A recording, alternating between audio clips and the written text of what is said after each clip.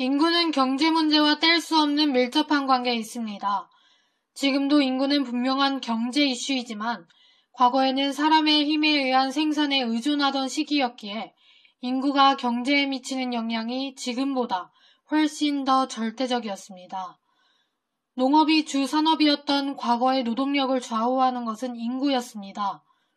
이러한 인구와 빈곤 문제에 각별히 관심을 가졌던 고전학파 경제학자가 존재하는데 바로 멜서스입니다.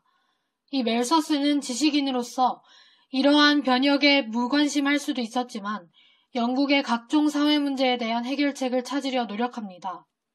일부 학자들은 사유재산이 악의 원인이며 모든 사람에게 자원이 평등하게 분배되어야 한다고 주장합니다. 하지만 멜서스는 아버지도 이에 동조하는 지식인이었음에도 빈곤 같은 사회학이 사회 발전 과정에 불가피하다고 비판합니다. 한마디로 아버지는 진보적이고 멜서스는 보수적인 성향을 지녔습니다. 아버지는 이러한 아들을 구박하지 않고 아들의 지식과 토론 능력을 대견스럽게 생각해 책으로 발간하도록 권장합니다. 그 덕분에 32살의 나이에 인구론이라는 책을 익명으로 출판했고 멜서스의 생각이 당시 사람들에게 충격을 주어 대부분의 책의 내용에 반박을 합니다. 그렇다면 인구론에는 어떤 내용이 담겨 있을까요? 멜서스는 두 가지 대전제를 깔고 본인의 주장을 전개합니다. 첫째, 식량이 인간의 생존에 필수적이다. 둘째, 시대를 막론하고 남녀 모두에게 성욕이 있다. 그래서 인간은 스스로 인구 규모를 제한하려 하지 않을 것이다. 첫 번째의 전제에는 쉽게 수긍이 가지만 문제는 두 번째입니다. 오늘날 우리들이 시각에서 볼 때도 불완전하게 볼 수 있는데 멜서스는 이 두 전제를 바탕으로 인간은 문제를 억제하는 능력이 없으므로 인구가 기하급수적으로 증가할 것이라고 예견합니다. 반면 식량은 아무리 노력해도 산술급수적으로 증가할 뿐이라고 말합니다.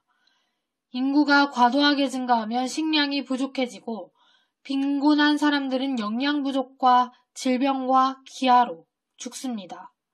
사회는 강도와 전쟁 같은 악덕이 만연해지며 다양한 이유로 인구가 감소합니다. 이렇게 풍요로운 생활을 영위하게 되면 다시 과잉 출산을 하게 되고 이러한 순환을 멜서스는 자연법칙이므로 벗어나기 쉽지 않다고 생각합니다. 인간이 아무리 이상적인 사회를 만들어도 빈부격차가 생기기 마련이라는 겁니다. 그래서 빈민 구제 정책을 펼쳐서는 안 된다고 주장합니다. 빈민을 구제하게 되면 사람들은 가족 부양에 대한 구체적인 계획도 없이 결혼을 하고 종족 보존을 위해 자녀를 낳아서 인구가 증가하고 식량 가격이 올라 실질 임금이 하락하게 된다는 논리로 성실하게 일하는 노동자들이 손해를 본다고 보았습니다. 또 사람들이 사회에 쉽게 의존할 수 있는 제도를 만들면 가난을 부끄럽게 여기지 않고 점점 더 의존하게 된다고 생각합니다. 이러한 극단적인 주장은 사람들이 그를 곱지 않은 시선으로 바라보게 했지만 당시 부유층으로부터는 대환영을 받았습니다. 하지만 오늘날 그의 전망과는 달리 인간은 소멸되지 않았습니다. 몇 가지의 사실을 멜서스가 간과했던 것인데 첫째로 인간은 보다 풍요로운 생활을 유지하면 인구 증가를 스스로 억제합니다. 교육 수준과 경제 수준이 높은 사람들의 출생률이 낮은 것이 대표적인 증거입니다. 둘째, 과학기술의 발달이 인구 증가 속도를 앞설 만큼 빨라져서 1인당 소득이 증가하는 현상을 보았습니다. 하지만 아직 세계적으로 과잉인구와 자원 고갈 문제는 여전히 남아있다는 점에서 멜서스의 이론이 여전히 유효하다고 볼 수 있는데요. 여러분들은 어떠한 생각을 가지고 있나요? 오늘의 짜투리TV는 여기까지입니다. 오늘도 시청해주셔서 감사합니다.